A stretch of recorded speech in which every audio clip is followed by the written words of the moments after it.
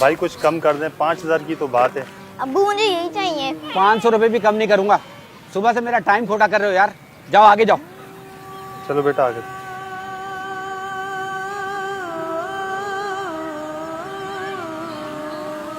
भाई बात सुनो, इधर आओ।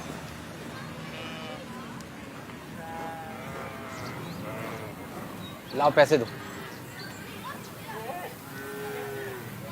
शुक्रिया भाई शुक्रिया।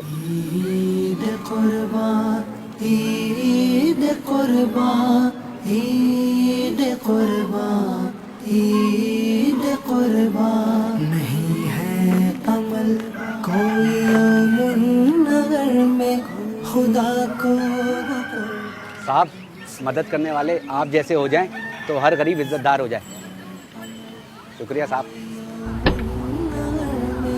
खुदा को कुर्बानी से भी जो प्यारा, जो आज मुझे वो सुकून मिला है जो करोड़ों के कारोबार में नहीं मिला।